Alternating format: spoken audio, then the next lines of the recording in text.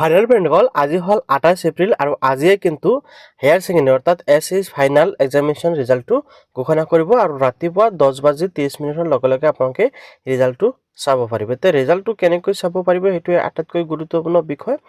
তো প্ৰেক্টিকেল আপোনালোকে যিসকলে এইবাৰ এছএছ ফাইনেল এক্সামিনেশ্যনত বহিছিল সেইসকলৰ বাবে মই অলৰেডি এটা সুবিধা দি ৰাখিছোঁ বা আপোনালোকৰ যাতে অতি সহজতে ৰিজাল্টটো চেক কৰিব পাৰে তাৰ বাবে মই কি কৰিছোঁ, এই যিটো ভিডিঅ' আপোনালোকে চাই আছে এই ভিডিঅ'টোৰ তলত মই 9টাকৈ ৱেবছাইটৰ লিংক দি ৰাখিছোঁ। অ'কে, তো ইয়াৰ পৰা আপোনালোকে যিকোনো এটা ৱেবছাইটত গৈ কিন্তু আপোনালোকে ৰিজাল্টটো চেক কৰিব পাৰিব।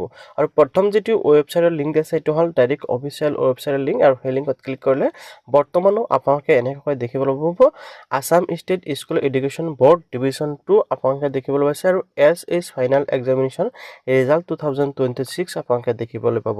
আৰু ৰিজাল্টটো কেতিয়া ওলাব চাওক, the result will be declare at 10:30 AM on গো, আৰু 28/24/2026 আপোনালোকে দেখিবলৈ হৈছে।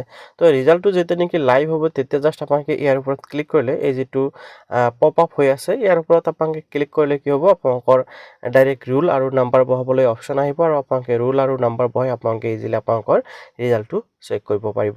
যেনেকৈ আশা কৰোঁ আপোনালোকে নিশ্চয় বুজি পালে যে আপোনালোকে অতি সহজতে কেনেকৈ ৰিজাল্টসমূহ চাব পাৰিব। মই আপোনালোকৰ সুবিধাতে ভিডিঅ'টোৰ ডিছক্ৰিপশ্যনত 9টাকৈ ৱেবছাইটৰ লিংক দি ৰাখিছোঁ, তাৰে পৰা যিকোনো এটা ৱেবছাইটত গৈ আপোনালোকে ৰিজাল্টটো চেক কৰিব পাৰিব।